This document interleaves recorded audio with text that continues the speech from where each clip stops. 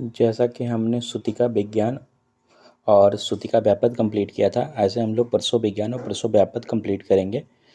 तो स्टार्ट करते हैं प्रसव विज्ञान ये अध्याय। तो जैसा कि हम लोग पढ़ते हैं सिंपल ट्रिक और इजी ट्रिक्स में, सिंपल वे में, तो प्रसव विज्ञानियों शुरू करते हैं। तो प्रसव विज्ञानियों में अकॉर्डिंग टू सिलेबस हम लोग पढ़ेंगे पहला प्रसव की परिभाषा, दूसरा प्रसव का काल, तीसरा प्रसव के हेतु, सूतिकागार निर्माण, संग्रहणीय द्रव्य और प्रवेश विधि। तो इसको हम दो पार्ट्स में करके पढ़ेंगे। पहले पार्ट्स में हम लोग ये तीन चीज़ें पढ़ेंगे, प्रसव की परिभाषा, प्रसव का काल और प्रसव के हेतु। दूसरे पार्ट में पढ़ेंगे सूतिकागार, संग्रहणीय द्रव्य और प्रवेश विधि।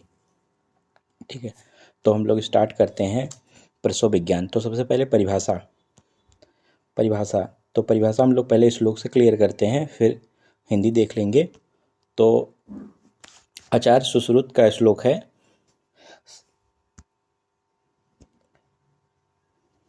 सा च उपस्थते काले जन्मनि प्रसूति मारुत योगात् प्रवृत्त्या आवाक शिरा निष्कर्म अपत्यपतेन ऐसा प्रकृति विकृतिर पुनरन्यथा।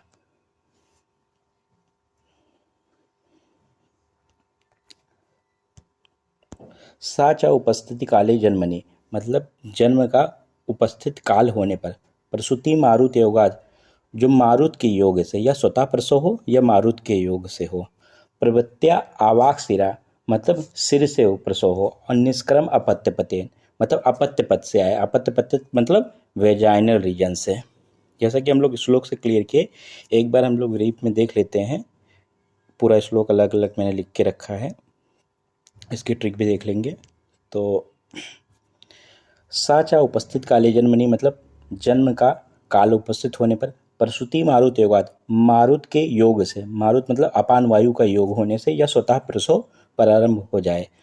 प्रवृत्त्या आवाक शिरा मतलब सर के माध्यम से, वर्टेक्स से आए। निष्क्रम अपत्य पतेन मतलब अपत्य पत्य मतलब बेजाइनल रीजन से आए। तो ये सा प्रकृति, तो ये प्रकृति प्रसव कहलाएगा। ऐसा नहीं होगा तो विकृत होगा, तो विकृति पुनः अन्यथा। इसके अलावा जो सिर से ना होकर अन्य से होना या किसी जैसे एब्डोमिनल से होना, तो ये सब विकृत प्रसव कहलाएगा। तो जैसा कि हम लोगों ने श्लोक में क्लियर कर लिया, श्लोक की हिंदी भी देख ली। प्रसव विज्ञानियों में प्रसव की परिभाषा, साचा उपस्थिति काले जन्मनि प्रसूति मारुत योगात प्रवृत्त्या आवाक्षरा निष्कर्म अपत्यपतेन ऐसा प्रकृति विकृति पुनरन्यथा। जिसे श्लोक याद हो जाता है वो श्लोक याद कर ले, और जिन्हें हिंदी याद होती है वो हिंदी याद कर लें। दूसरा कि जैसा कि हम लोग ने बात किया था, उसका काल देखेंगे।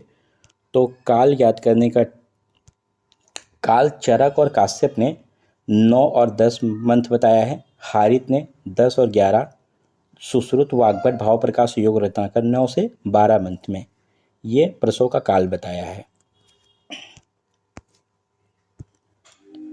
बात करते हैं प्रसव होने के कारण या हेतु क्या हो सकते हैं। कालस्य परिणामेन मुक्तम वृंताद यथा फलम। कालस्य परिणाम मेन मतलब काल के परिणाम से, काल के प्रभाव से, मुक्त वृंताद यथा फलम जिस प्रकार वृंत से फल मुक्त हो जाता है, जिस प्रकार वृंत से फल मुक्त हो जाता है। प्रवर्तते स्वभावेन अपने स्वभाव से ही वो मुक्त होता है। न अन्यथा पतितु ध्रुवम कोई अन्य कारण नहीं होता है। योम काले प्रकर्षेण योम काले प्रकर्षण तो इसी प्रकार काल के प्रकर्ष से मुक्त नाड़ी बंधन, नाड़ियों से मुक्त, नाड़ियों के बंधन से मुक्त हो जाता है। गर्भाशयो यो गर्भ जनन्या प्रवर्तते तो वह गर्भ जन्म को प्राप्त होता है। हिंदी में हम लोग देख लेते हैं, तो है काल के, देखो ये उपमा दी गई है, जिस प्रकार काल के प्रभाव से वृंत से फल मुक्त होकर अपने स्वभाव से पतित हो जाता है, कोई अन्य कारण न हो, उसी प्रकार से काल के प्रकर्ष होने से नाड़ी बंधनों से गर्भ मुक्त हो जाता है और गर्भाशय से प्रसव को प्राप्त होता है।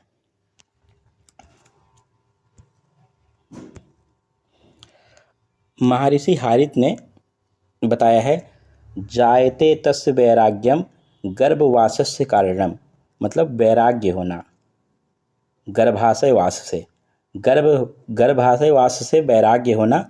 ये किसने माना है? हारित ने। गर्भाशय वास से वैराग्य हो जाता है।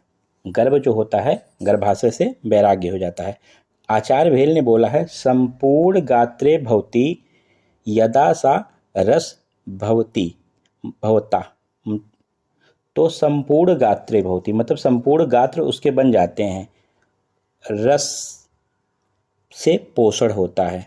तो रस द्वारा पोषण होकर उसके संपूर्ण गात्र बन जाते हैं, तो यह प्रसव का कारण बन जाता है। तो महर्षि हारिद ने बोला है कि गर्भाशयवास से वैराग्य हो जाता है, और आचार्य भेल ने बोला है कि रस से उसका पोषण होकर संपूर्ण गात्र उसके बन जाते हैं, इसलिए वो प्रसव होता है, इसलिए प्रसव का कारण हो जाता है। अब हम लोग देख लेते हैं याद करने का ट्रिक।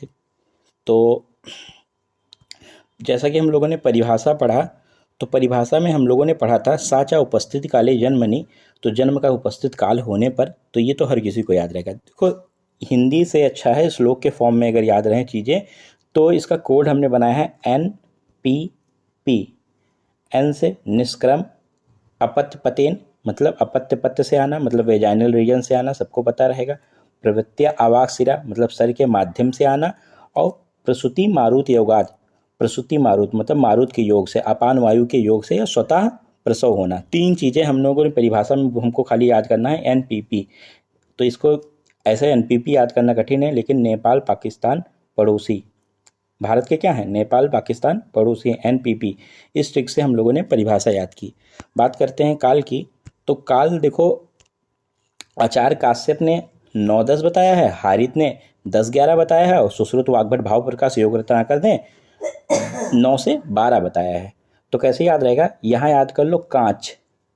अब मान लो कोई कांच चीज़ है, तो कांच, तो कांच क्या टूट जाएगा, तो कांच नो कांच को नो। तो देखो 9 से 9, N से 9 9, और O से देखो 0 है 0, तो आगे ध्यान रखो 1, तो 9-10 हो गया।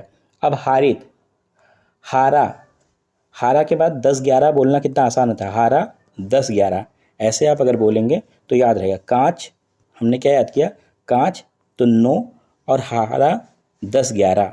अब देखो सुश्रुत वाग्भट भाव प्रकाश योग रत्नाकर का ये ABS, आजकल बाइक जो आती हैं एंटी ब्रेकिंग सिस्टम वाली आती हैं, ABS बाइक आती हैं, तो आप खाली इतना याद रखें ABS। तो देखो वाई, ये बाइक ABS है, तो वाई से और ABS, तो 4 चीज़ें हैं ना, सुश्रुत 1, वाग्भट 2, भाव प्रकाश 3 और योग रत्न का 4। तो ये 4 लोग हैं, इसलिए 4 मंथ माना गया है। 4 मंथ में कौन सा माना गया है, 9 10 11 12, 9 10 11 12, 4 चीज़ें।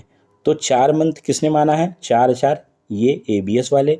और कांच किसने माना है, तो 9 कांच टूट जाएगा 9, और हारा 10-11। तो हमने ट्रिक याद किया, उधर NPP याद किया, NPP मतलब नेपाल पाकिस्तान पड़ोसी, और इधर कांच 9-10, कांच 9, हारा 10-11, और ये बाइक क्या है ABS है, वाई ABS। तो वाई से योग रत्नाकर, A से अष्टांग, B से भाव प्रकाश, S से सुश्रुत।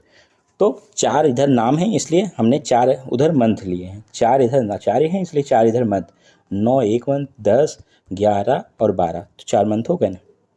अब बात करते हैं हम लोग प्रसव प्रारंभ होने के हेतु क्या क्या होते हैं। तो हेतु आप ऐसे याद करेंगे, खाली इतना सा आपको ध्यान देना है, आपको नक्शा, जैसे NPP याद किए, नेपाल पाकिस्तान पड़ोसी हैं, तो कहाँ पे पड़ोसी हैं, नक्शे में पड़ोसी हैं। तो आप अगर ये याद करते हैं नक्शा, तो ना से हो जाएगा आपका नाड़ी बंधनों से मुक्त, क्योंकि वृत्त से मुक्त होना, तो ये उपमा दी गई है, आपको ध्यान ही रहेगा। तो N से नाड़ी बंधनों से मुक्त, का से काल के प्रकट होने से, और सा से स्वभाव से। तो आपने सुश्रुत का कैसे याद किया, नक्शा से याद किया। NPP नक्शा कितना इजी हुआ, NPP हम लोगों ने याद किया, और इधर याद किया नक्शा। अब बात करते हैं ये नक्शा किसका है, तो हम लोग किसका, नेपाल पाकिस्तान पड़ोसी हैं, किसके नक्शे में, तो भारत का है। किसका है, भारत का है। तो भारत से देखो भेल, और है से हारित। तो देखो भारत क्या है, अपने अंदर पूरा संपूर्ण है, तो गर्भ की संपूर्णता माना गया है। और है से हारित, तो गर्भवास से वैराग्य होना। कोई हार गया, मान लो हार जाएगा, तो क्या करेगा, वहाँ से वो वैराग्य ले लेगा। तो बच्चा क्या होता है, गर्भवास से वैराग्य लेता है। तो हम लोगों ने बस इस चैप्टर में कुछ चीज़ों की बात की, जैसे NPP की बात की, नेपाल पाकिस्तान पड़ोसी हैं, फिर एक ट्रिक बात की कांच तो टूट जाएगा, तो उसने बोला नो। फिर हारा, तो हारा के बाद 10-11 बात की, और याद की ये बाइक ABS है, ABS, तो इसमें 4 आए, इसलिए 9, 10, 11, 12 मंथ की बात की। और नक्शा किसका है? भारत का है। किसका है? भारत का है। तो हम लोगों ने चैप्टर इतने से चीज़ों में कंप्लीट किया है। पार्ट इसका भी बात करते हैं, उसमें बात करेंगे सूतिका गृह निर्माण, संगणकीय द्रव्य और प्रवेश विधि की।